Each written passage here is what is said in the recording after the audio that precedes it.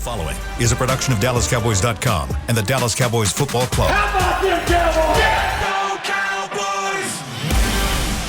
This is Mick Shots. Streaming live on DallasCowboys.com and the official Dallas Cowboys app. Now, here are Bill Jones, Everson Walls, and Mickey Spagnola.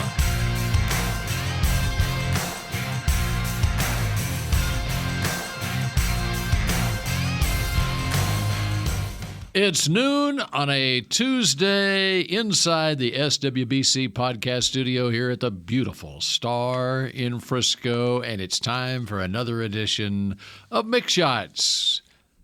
Mickey Spagnola is here. Bill Jones is here.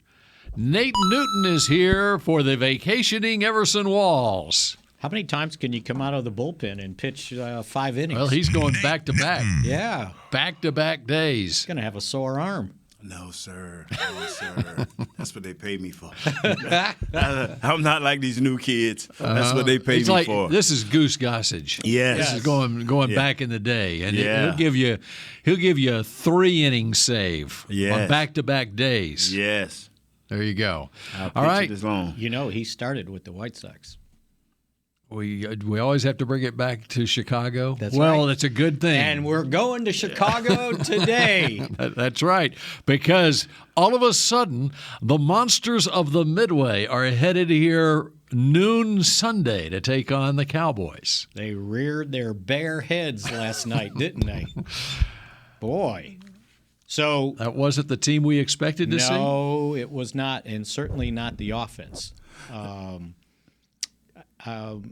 I would like to point out, and not only was that the highest scoring game the Bears have had since they drafted Justin Fields, that was his absolute best performance. Just in time to come to AT&T Stadium on Sunday. Now, I don't know if that was, the blue moon, but Was there a blue moon? I don't know, but he was awfully good. There was some kind of moon out there in New England. And I've got a sports writing college roommate, retired already, but he's the biggest Bears fan ever. He was one of those guys where So, John, in 1974, the Bears played da-da-da, and he'd give me the score of the game, right? Mm-hmm. He claims that was Fields' best performance of his career. And I don't think that's going out on a limb to look at what he did in that game. Yeah, because he threw for 179 yards. That's right. And he probably hadn't done that very much, and he ran for 82. But here was the key thing. He was 11 of 18 on third down, and 10 of those were in his hand, either running or throwing. And that's what the old regime brought him in there for, to be a true dual threat quarterback. And this kid has figured it out now. I mean, he had a couple of nice reads. And when those reads wasn't there, he took the ball down and he got into the flow of a game. And what scared me, Mick, and what scared me, Bill, is once he really started feeling confident, now you saw a couple of times they had this kid totally bottled up. And like Houdini, he came out of there and got almost a 10-yard loss, turned it into a 20-yard game for a first down. And you saw his confidence start to grow. I mean, he was nonchalant during the game, but as the game went on, you saw him on the sideline. He kind of started being that guy we saw at Ohio State. As I got him right? Yeah. Right. Yes, right. And he started becoming that kid. And, boy, it's just going to be exciting to watch him come in here and see what he do against this top-ranked defense. The other thing I thought was of concern is with his 82 yards rushing, they ran for 243 yards. Mm-hmm. Wow. Now, I don't know what New England's got, but – Well, New England, before last night, seemed to be rounding into form. Right? New England can stop the run. That don't ever – ask Cleveland and ask the team before that. Detroit. Yeah. So they can stop the run. Bill believes in that.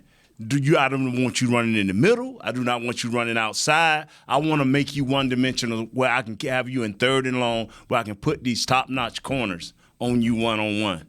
He did not allow that to happen. They stayed with the chains all night, Mick. Well, and I don't know if the other running backs that was it Montgomery and Herbert, yeah.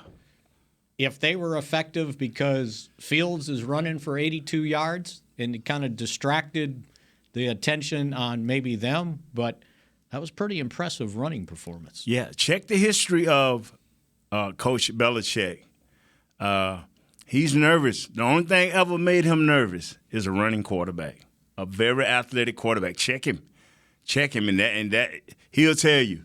You mention running quarterback, and he'll say, "Well, just he kind of muddles out." You know what I'm saying? Did you see any of his post game? Nah. What did he say? Oh, golly. Did you change quarterbacks from Fields to Zappy? No, from Jones. No, I mean Jones to Zappy because of performance. That was the plan. Was that the plan, like to go to him so much the rest of the game? We were going to play two quarterbacks. It just kept going on, and they kept trying, and I don't think he gave one answer more than 8 words. Here's what I loved about it. Okay, so it's only Belichick could do this or would do this. All right. So, and assuming Jones is healthy, which he was because he started the game, right? And that was another of the questions. Okay. Yes. All right. So he elects to go with the quarterback who 2 years ago was the quarterback of a 1-3 Houston Baptist team in a COVID-shortened year, okay, over the guy that 2 years ago was the consensus All-American Davey O'Brien Award winner for the national champion Crimson Tide of Alabama. And it's a meritocracy. And then Mickey, it's a meritocracy. It was for one half, right? Because if you look at the 2 touchdowns that they the kid came in and threw, those were like kind of 1 in 100 completion passes that the guys made great catches on. And then the whole second, did they even score in the second half? But Mick, he went No. against the Parcells Jimmy Johnson theory. They believe in riding the hot hand. They look at their locker rooms and see who their players. That player made that play for that kid, Right. that receiver. Right. That ain't been happening for Jones, even though Jones has been successful. I know. And so what Coach Belichick is going to have with his coaching staff is, who do we start? We may play this game, but we know it's not going to work because you're going to split your locker room. This ain't what we have over here with the Cowboys, where there's a big difference. This kid is winning, and he's winning by him. He's not the problem. How do you put that? He's winning because he is he. Okay. He makes no mistakes. That's a good way it to say ain't it. no, like we did Cooper Rush, and I didn't want to bring this kid into it. Well, we winning despite of him. The defense is that. Okay, whatever you want to put. This kid, Zappy, whatever his name, Bailey the pizza guy name, yo. Pizza guy. Yeah, Except- he winning because he's a bad man is what I'm saying. Except he got shut out the second half. It's okay. It's a different game when you're playing down 33-14. Right? Yes. You know? Or 20-14. Right. Because that's where it started. Well, it was 26-14 at one point. Well, I mean, that's what the halftime No, score. but I'm saying the picks came after it was Yeah. 26-14. Yeah. Now you got to throw the ball. But that was a Bears defense that looked very much like Matt Eberflus. by the Yes. way. Flus had him playing. How about Robert Quinn? Yeah. I'm going to tell you something. A lot of people probably don't remember. It was a little bit of the debate when he was leaving. They wanted to hold on to Coach Eberflus because of who he was, young talent.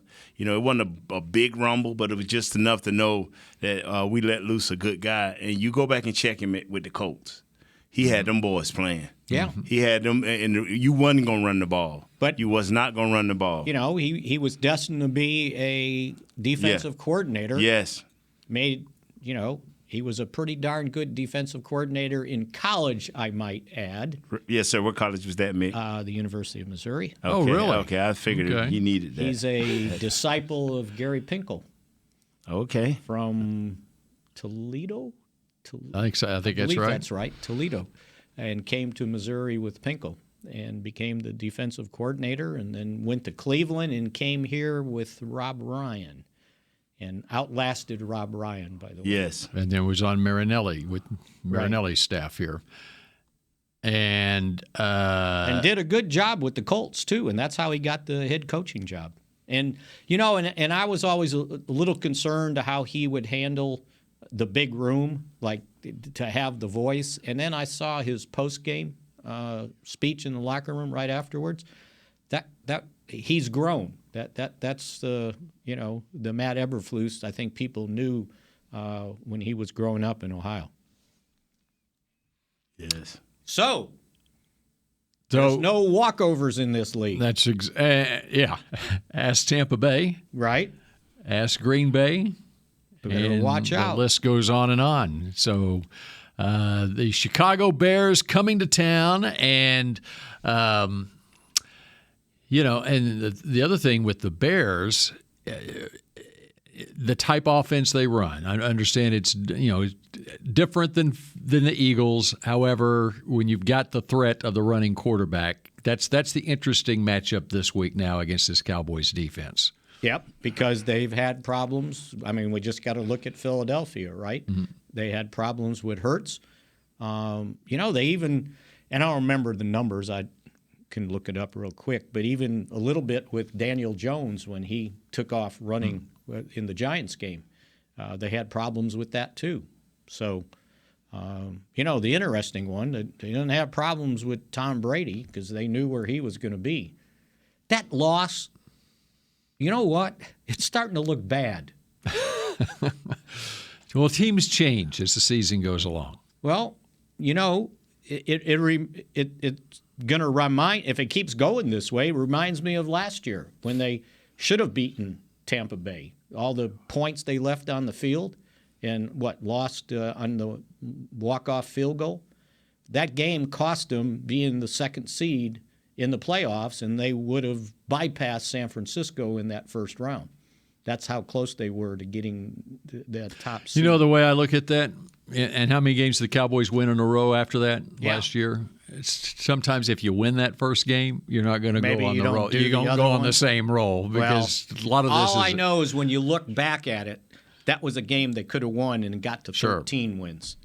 And now you say, well, okay, we lost the opener. It was New England and Brady. Well, they ain't New England. They're not. I mean, Tampa Bay and Brady. They maybe not be Tampa Bay and Brady just yet. We got two more games before we get to thinking around about the Thanksgiving or the November because we got a game this week and then we got the break, right? Yeah, we got the break and then Green Bay. And so now we come back and we're in the middle of the season. So, all right. So the preseason ended in September after 4 games. Yes, sir. And so the regular season started in October. Yeah, and so the middle of the season will be after this bye week. So the bye week is what you consider. Yeah, and so, but the one thing you cannot say, whether it's injuries or whoever, you know who you are. Coaches know where they should know who they are. One thing that I'm amazed at this year, and I may didn't notice it last year, Mick, was the griping and the willingness of players to come out and say, I want to play, get rid of me. So I'm seeing a lot of that. But other than that, the season is playing right along. Just playing right along.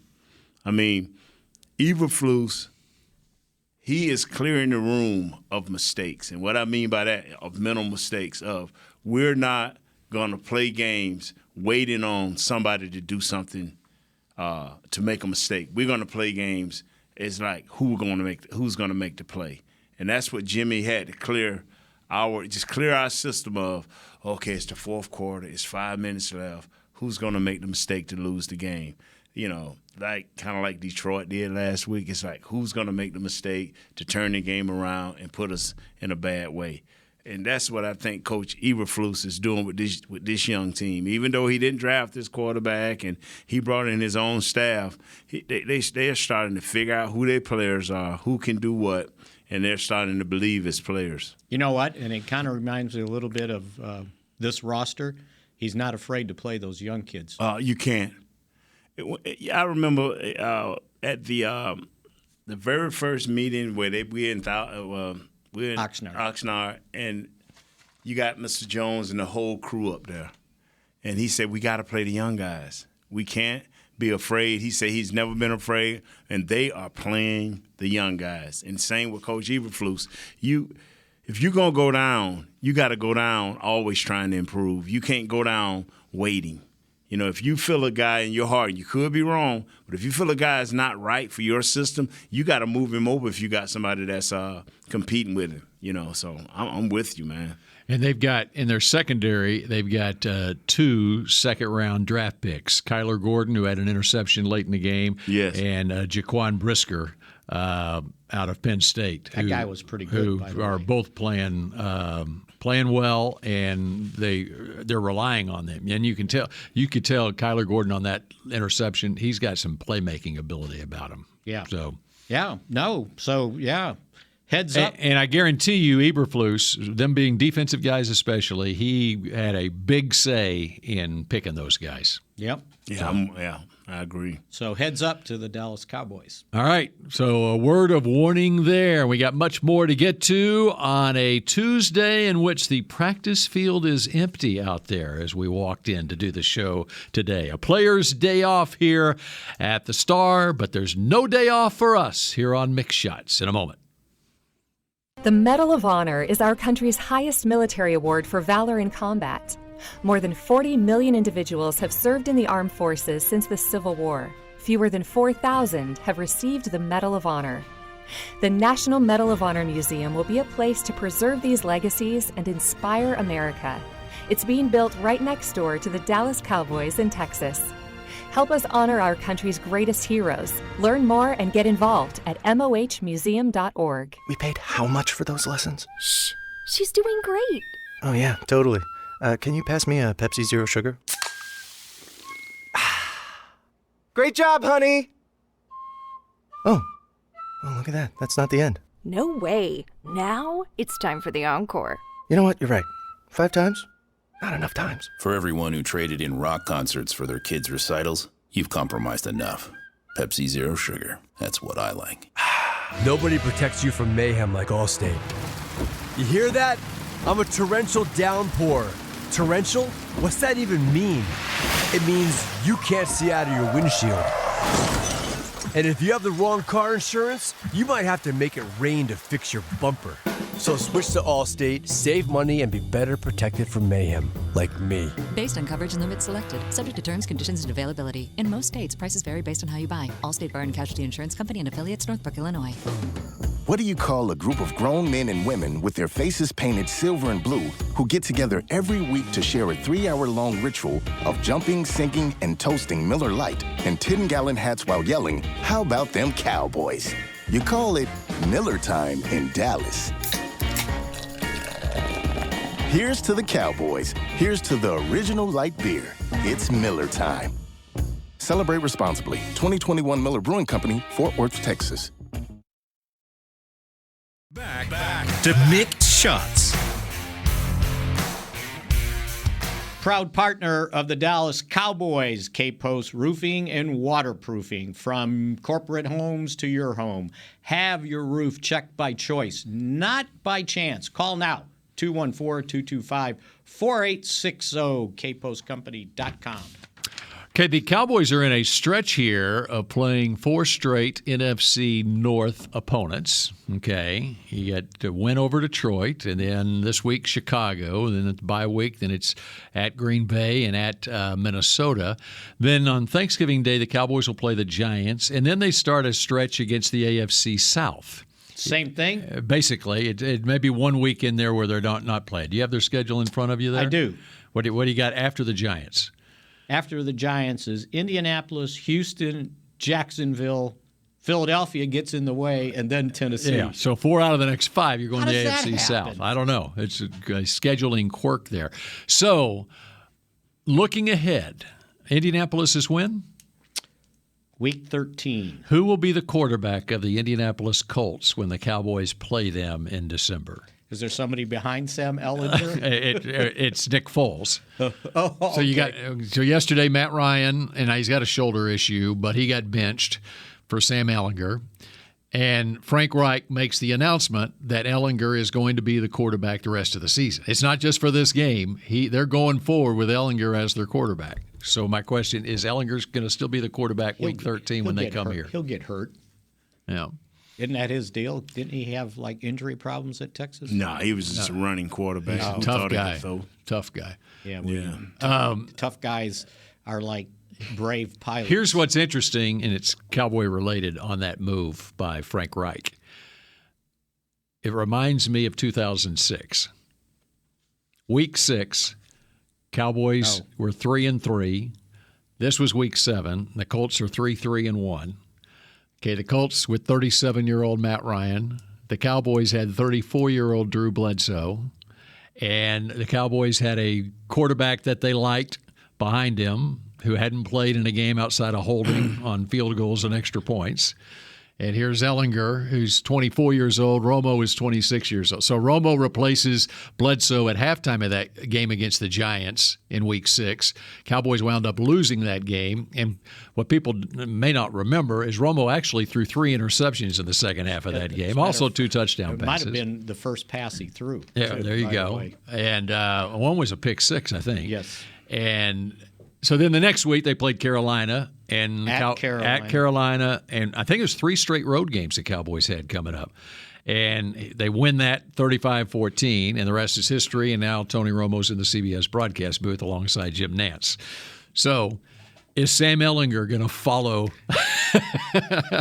the Tony Romo story? That was a pretty circuitous route to get to. But it's interesting. I mean, it was almost like the same situation. Even if you look at the stat, Bledsoe that year had thrown 8 interceptions against 7 touchdown passes. He was the number 1 pick in the draft. Ryan was the 3rd pick in the draft. Okay, and Ryan this year, 9 picks, 9 touchdown passes, plus he's fumbled a ton of times. And so it's kind of the same mindset that Reich has with his Colts team. And what happened with the Cowboys that year in 2006? They ended up in the playoffs. Ended up in the playoffs. They go 6-4 the rest of the way. And so people are thinking Frank Reich's crazy for saying that Ellinger is his quarterback the rest of the season. Well, I don't know if Parcells actually came out and said Romo is the quarterback the rest of the season, but it was obvious he was giving the reins of the team to Romo at that point. And it turns out they went 6-4 and made the playoffs. He saw 1 too many interceptions in that game against the Giants. Mm-hmm. And Frank Reich saw 1 too many interceptions from Matt Ryan. It was at the end of the half, and he threw a pass, and I could still see Parcells saying, I told him not to throw passes like that. I'm sick of them. And he walked in the locker room and said, we're going with Romo. And see, that's what I think the Indianapolis coach is hoping, that he has found a Tony Romo here. And now what Ellinger had that Romo didn't have, he was a draft pick. He was a 6th-round pick, and Romo was not. So I mentioned the Cowboys playing young guys. Mm-hmm. Let's count them up, because they've put some young guys in, significant situations, right? Or less experienced guys, I should say. The Tyler Smith deal, they kind of went with him. Mm-hmm. I don't know your take on it, Nate, but he seems to get better with each game, like he's improving. Yeah, what it is, I was trying to figure out why he was giving up these sacks. In the last 3 games, he's given up 4 sacks, I think, 3 or 4 sacks. And I was listening to Broadus because, Broadus scouts pretty good. And because one thing Broadus said is he gets up high. But my thing is he lets people get to his body before he stabs with his left hand. He's a left-handed guy. He plays on the left. I don't know if he's left-handed naturally, but he's normally a left-handed guy who played on the left side. What I've been taught is let your hands guide your feet. Let your hands guide your feet. And so as I'm sliding and kicking back, and my foot is trying to split bill, I get my hand on the nearest point. I'm hoping it's your chest. If I can hit your face mask right quick, I can get it off, to stunt you. That's what I'm trying to do. But he lets people get so close, and that's what I want as a defensive lineman. I want to get close. I want to be able to move you The closer I get, the better I am. And so he's got to get a better punch. He's strong as an ox. All he got to do is punch, boom, boom, a 6-inch punch, and he can redirect or throw a guy off. This guy wasn't bending in the corner. I thought this guy was bending in the corner and really getting him. He wasn't bending in the corner. He just used his speed, and he got him in a bad position because he let him get so close to him. And then it's easy to step around. Oh, yes. It's easy to step around and bend in the corner then. Yeah, but he plays well. One thing about it, he's got a short memory. He plays hard. And and the majority of the time, he's going to get his guy. I mean, I'm talking about in pass situation and run, he gonna get on you. That was that was one of the things that Jason Peters was supposedly explaining to him once he got here, was about you need to get to your spot first. Yes. You need to not wait for the guy to make a move on you. You make the move on the guy. And I think that's kind of what you're saying. It's like, get your hands out there. The thing is, you got to know your range. Once you learn your range, my range was, I played with my hands kind of here. I didn't play back here, because my arms was already shorter than most people. So I played with them kind of out. So I could, boom, I get a quick punch. Then, and once you get that punch, then you can start fighting. But if you waiting on a guy to make a move and you don't know where you're going to punch at, if you punch and he go inside, you off balance. If you late with a punch, he even with you. We have the defensive ends have the same theory as wide receivers. Wide receivers tell you this: if I get even with you, I'm leaving you. I know the route. I know where I'm going. You got to turn and make a move. I'm gone. And that's same way with the defensive end. If they get even with you, that's either inside of you or outside. They gone. You don't know what's happening. Because you don't lost a sense of where the quarterback at. See, that was the problem that Brown was having last night. Their left tackle, yes, with Quinn. Yes, he was letting Quinn get on him. Yes, and that's why he jumped a couple of times. And then he had to grab on for dear life. Yes. So, young guy there. They were using Farniak, right? Right. Found a role for him. One other thing on Tyler Smith is the guys that have gotten the sacks against him have been pretty good players. Yeah. That's all well and good, but that's why he's left tackle, because you don't want those guys that's pretty good. Yeah, that's right. Because Hutchinson got him. Aiden Hutchinson in this game, and then the other two were Aaron Donald. Yes. Yeah. Yes. So yeah, but you're right. You're going to go up against the Aaron Donalds and second picks in the draft when you're playing left tackle, and so you got to, And that's why I say he's got a short memory, because he came back and he blocked him like 3 or 4 times. I mean, got his hands inside and just handled him. And you don't want that. You don't want that, especially when your quarterback is freshly coming back. But they did what they had to do. Well, this kid is okay. And 50 years ago, Rayfield Wright went up against Deacon Jones. And at least Deacon Jones told him that he actually didn't know where his mama know where he was at. That's right. You know what I'm saying? Slapped him in the head. Your mama knew where you at, boy. Wonder if Aaron Donald said the same thing to Tyler. All right, go ahead, Mickey. So I was going to say they were using Farniak. Unfortunately, they lose him now. Hamstring. Torn hamstring, which is so that's a long one. That's probably the rest of the season. I mean, if it's 6 weeks, by the time you get back, it's 8. And they were using him as a fullback, which is a shame because McCarthy likes using a fullback. If you look at his days in Green Bay, he always had a fullback. Maybe Jason Peters can play fullback. What do you think? No, he can't play left guard. Yeah. I'm not trying to be funny. Coach, it's a lot of guys out there that can play fullback, that can really block. Yeah. And that can really catch. Don't. No, I was kind of tongue in cheek. Yeah, I think they can use Gifford. Gifford did a good job that game on the goal line, right? Yeah, I mean, and he's got the mentality that he'll throw himself in there. Yes, sir. And there you go, Mick. Now, when you have your little secret meetings with Coach, let him know. All the guys, you told me to show up because y'all had a little secret meeting. Oh, on Friday. Yeah, on Fridays. Okay, the bigger question: who's the backup center? They're going to have to bring Lindstrom. Yeah, the Boston College kid. So can Lindstrom then be that guy? Can he be the fullback? Yeah, I don't. Probably. I'm trying to picture let Ferguson do it. Or one of the tight ends. Let Ferguson. He's the best blocker out of all of them. Let Ferguson do it.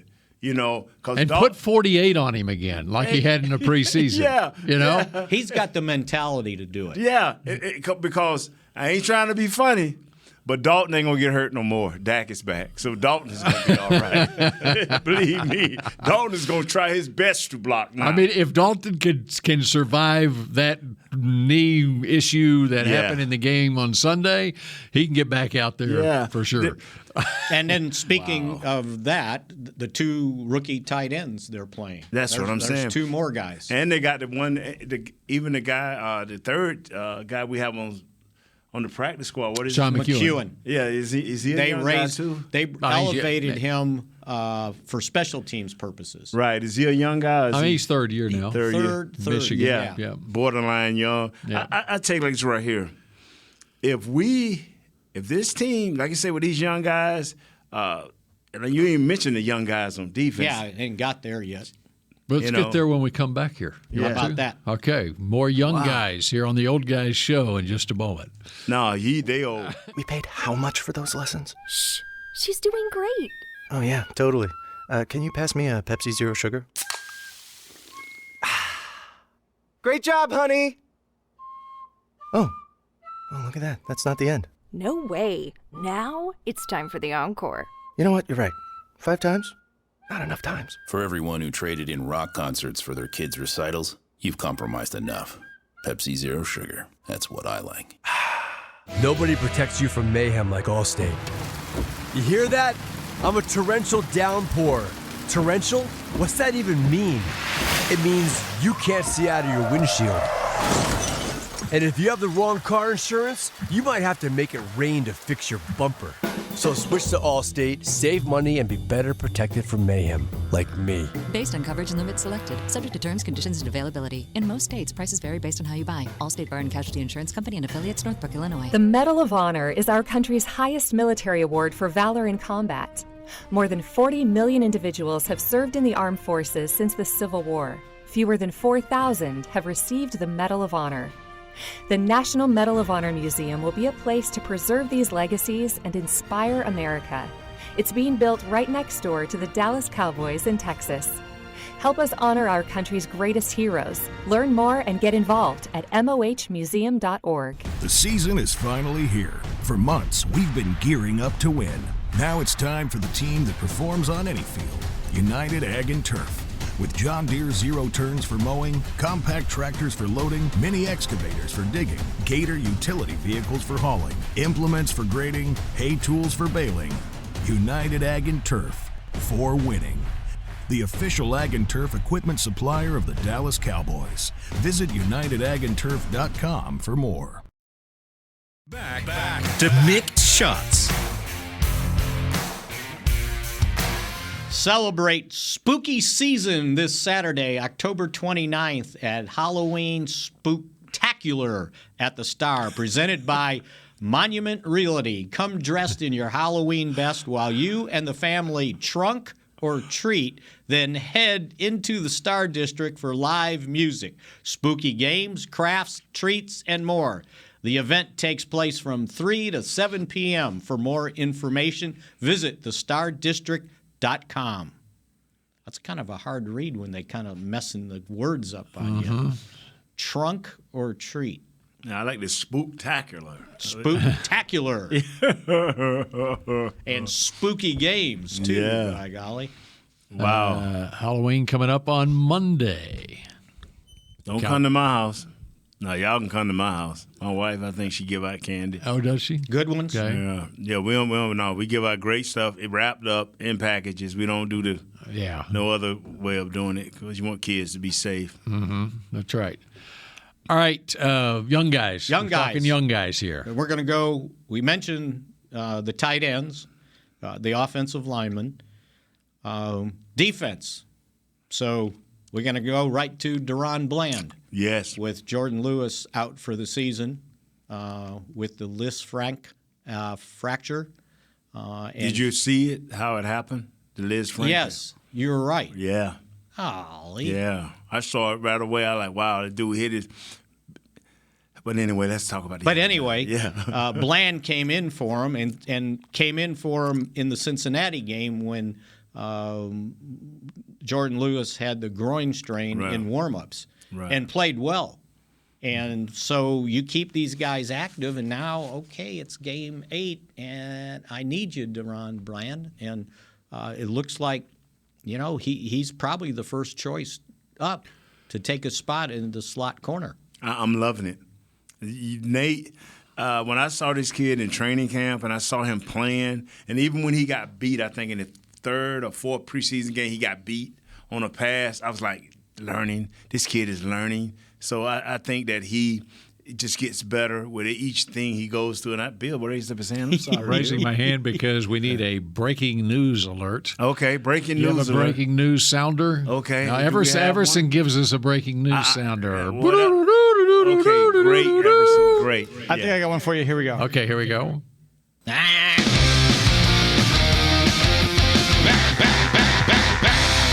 What do we got? According to Ian Rappaport, the Las Vegas Raiders are trading veteran defensive tackle Johnathan Hankins to the Dallas Cowboys for draft compensation.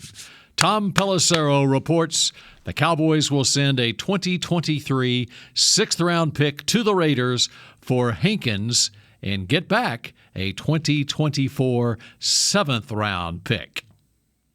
So there you have it. Do we know anything about Johnathan Hankins? He has fallen behind in Las Vegas defensive line rotation, so this makes sense for the Raiders to cash in for a pick. Meanwhile, Dallas adds another competent player to an already ferocious defense, though they didn't have a huge need at defensive tackle on paper, according to that guy. So that is curious because they had just signed Carlos Watkins to the 53-man roster off the practice squad. Yes, Neville Gallimore was inactive with Neville Gallimore this last game. So is there an issue going on with Neville Gallimore? Either one of those guys might get traded to get something back. And I know I'm saying this and it's ugly what I'm about to say. If we're going to trade somebody, I really don't care unless you get something better than what we're trading. I'm being like honest. A sixth-round pick? Yeah, because if Hankins can come in here and force one of our guys out through playing better, it's all for the good. But I just don't, a sixth-round pick, fifth-round pick, all of that's good and well. They hit every blue moon. But what we need is guys that can come in and either improve our rotation, because that's what we're looking for. I mean, you're talking with Hankins, a 30-year-old guy who was a second-round draft pick of the Giants in 2013.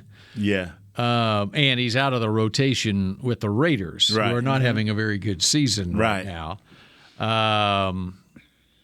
Last year, he started 14 games for the Raiders, 38 tackles. He's a big inside run-stopping type defensive tackle.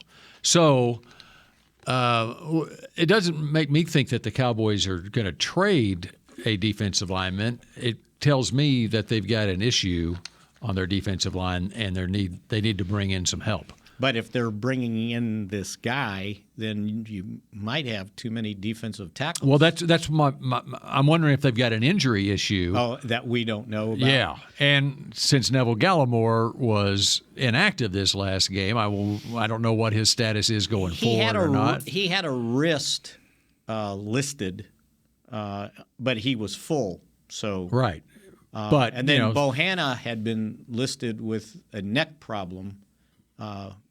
And so when was Bohanna listed with his neck problem? After Philadelphia? After. No, he ended up being inactive, I think, in Philadelphia because they were looking for one. No, not Bohannon. Bohannon, he played against Philadelphia, right? Well, the one game he was inactive because of the neck. Okay. And then they decided they wanted somebody that was more versatile. Right. Like could go lateral more than just be a speed bump. Mickey, I know you like PFF, right? Yeah. Okay. Hankins is graded better against the run than every Dallas Cowboys defensive tackle except for Tristan Hill. I'm telling you, I remember Hankins at the Giants. Oh yeah, he was like you could not run against him. Yeah, And he's your middle guy. If he comes to play, he could be what the doctor ordered. If he comes to play, he can be what the doctor ordered.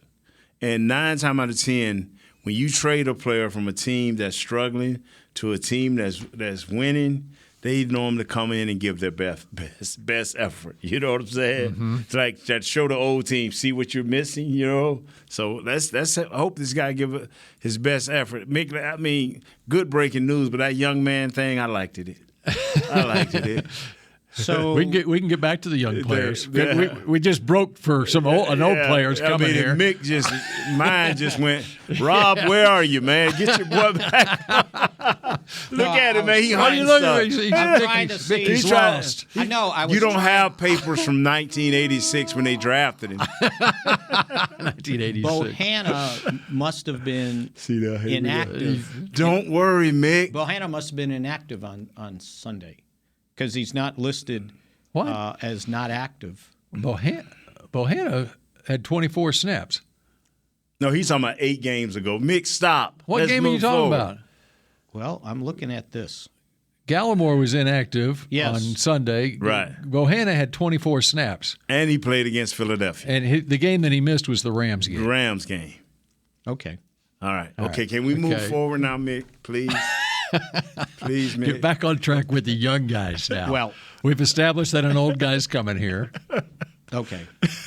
In the meantime, Mickey's trying to get rid of these young guys he's about to talk about. Mick, you got me. But is Hankins different than Bohanna? Yes. Another young guy. Yes. He's a second-round pick, and Bohanna was what, a 6th-rounder? Yeah. Yes. He will help in that rotation. If this guy understands he's going to play 20 snaps at the most, he's going to give it his all, and it'll be first and second down. He should be coming out in other situations unless they need somebody to just press the center to close the pocket a little bit. So he had 24 snaps.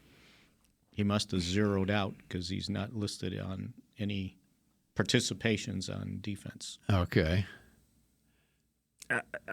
Bland, back to the run, Bland. Yes. Get back on track. Can we get back to Bland? Yes, we can.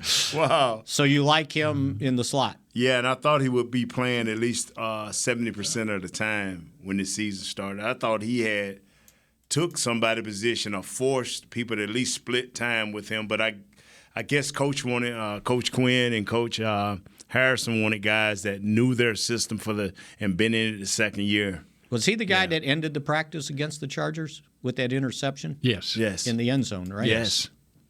Yes. I mean, I like the kid, and he shows to have great savvy, man. And I agree. And I just, to me, and unlike Sam Williams, this kid plays under control. That's why they taper Sam down. Like Another young guy. Another young guy. By the way. Yeah. And you're right. Second-round pick. They tapered him down. I mean, you could see, coming out of training camp, you thought this kid had a vendetta against tight ends. It's just every time they lined a tight end up on him, it was almost a fight. I mean, because he would not let him go. He would just literally manhandle him. And where has Bland been practicing all along? I believe in the slot. In the slot. And where has Kelvin Joseph been practicing? Left corner. Yes. Left corner. Deshaun Wright's the other one that we haven't mentioned, who from last year's draft, a 3rd-round pick, who clearly is an outside corner. Right. I mean, Bland is the obvious replacement for Lewis as a slot corner. And then McCarthy mentioned Wright he'll be active. That doesn't mean he's going to play, but because he's been a special team standpoint guy. And that sort of thing. And what you would do, correct me if I'm wrong, if you went with one of the other guys, then Brown is playing in the slot. Right. So, but then you would make two changes to fix one, where here you just Bland is a valuable guy. Yeah. I mean, and he proved it right off the bat in training camp and preseason games, and against Cincinnati when he got the spur of the moment an opportunity to play a full game in the slot. So since he'll tackle too, he's a willing tackler. Yeah, since Bohanna had 24 what snaps. What a find he was. Since Bohanna had 24 snaps, that's another young guy. Yeah. That they're relying on. I'm gonna tell you and something. they're getting good reps from Tristan Hill. This is what I like about, and as an ex-player, if a dude got the best of me, it's just some reason I got to figure out why he got the best of me, and this can't happen again. And if I'm Bohannon, I'm just taking out that Philadelphia tape over and over, because it don't matter what the next guy can do to me, because you just faced the beast. You just faced one of the top centers in the NFL. Find out what he did, learn how to defeat that, and the rest of the guys will fall right in place. Like when I played against Jerome Brown, I worried about what he did, because once I could play even, I would get the best of Jerome Brown, God rest his soul, that I didn't worry about the rest. I truly didn't worry about the rest. So, all right, what you looking up now, Mickey? I just wanted to make sure. Bohanna missed the Rams game. Yeah. Okay. Don't say that again. There are coaches on this staff also that have familiarity with Johnathan Hankins, as he was with Indianapolis when Philbin was obviously Philbin was on the offensive side of the ball, and then his time with the Giants as well. So, and you look back early in his career, Hankins actually his second year in the league had 7 sacks. Yeah, I'm telling you, on my show they put this, hey, what would you do right now if our offense don't get any better right now today? What was the biggest thing which you would do, Nate? And I told myself I would go out and get me a proven run-stopping nose. I got a 3 technique that penetrates. I got Osa. He get upfield. If that's what Gallimore wanted to do, just get upfield. So I got guys that can do that. I need a guy that's going to allow my linebackers to come downfield. This is when Randy White used to do our Cowboys game day pregame show on CBS 11. He was always, every year, I want that big bazooka in the middle. Yes. And this is what Hankins, he's listed 6'3", 340 pounds. Right. He's not the same player when he came into the league at 320 pounds where he could run enough to get 7 sacks in a season. But he's the big bazooka that the Manster's looking for in the middle of the defense. Don't do that. Tony did that. I think he lost his voice after the game. And Tony went with trying to do the coach voice for the Detroit. Tony did a whole 35 seconds after that, his voice wasn't right. Wow. And Watkins played 20-some snaps. He had 3 tackles in the game. But Watkins, and he's kind of that guy, though. But see, what Watkins is moved from a position down, right? Has he always been that big guy? I don't think he's always been as heavy. He's been more of Yeah, he's been more of that 5 technique. Yeah. And what he's did a few times, he stonewalled the guy, but he couldn't get off the block. Mm-hmm. It took his punch and everything he had just to stop the guy. Right. Watkins was he couldn't before get he off the came block. here. Watkins was like a 5 technique and a 3-4 with Houston. Right. And 305. Yeah. Right. And Hankins is 340 is what he's listed. 340. That's what he's listed right now. So there you go. Yeah. So you got a speed bump in there. Mm-hmm. Now I hope he's a little bit more than a speed bump. I hope he's like a caterpillar. He at least can roll a little bit. You know what I'm saying? Their other option was moving Jason Peters to defense. Right. And so they instead put Johnathan Hankins there. I respect everything Mr. Peterson has done, and I'm saying Mr. because he's 40. I respect everything he's done. I respect what he's given to these young players. But, fellas, this is what I feared. He cannot give you 70 snaps. Oh, no. He's the backup. Yeah, he cannot give you – and everybody keeps saying, no. Look at the film. Everybody keep telling me they got all 22. And then they'll tell me that Peterson should be starting. This kid, McGovern, and I know we're supposed to be talking about young guys, but this kid McGovern is playing. Yes. He's not. Yes, he's going to get defeated badly a couple of times, but it haven't been sacks, and it haven't been big yards for loss. It's been for no gains. 1 yard loss. It ain't been no 3, 4, 5 yards in the backfield. Quarterback gets getting trucked. Now, he's gotten trucked, but he's kept his body between whatever he was protecting. You know what I'm saying? All right, we're out of time. Oh, that was good. I needed to give you this okay. Mick shot injury report to finish the show. Okay. So I'm walking off after the game down the hallway, and Dak Prescott comes walking by, and I said, "So, we can shake hands now?" And he held his hand out, and he goes, "Yes." And we shook hands. And he goes, "I told you I could do it 2 weeks ago." I said, "Yeah, but you said gently." Yeah. So I got a stiff handshake with his right hand from Dak Prescott. All right, so here we are. We have finally figured out Dak is ready to go. I'm glad we can talk about him and he helping the team win. That talking about him when he was sitting on the sideline, I don't like. There you go. Nate, we love you filling in for Everson. Way to go. Thank y'all for having me, man. And next time, can we make sure Mick don't get stuck in a time warp? It's tough to do. That's what we're all about here on Mick Shots. We'll talk at you again tomorrow. This has been a production of DallasCowboys.com and the Dallas Cowboys Football Club.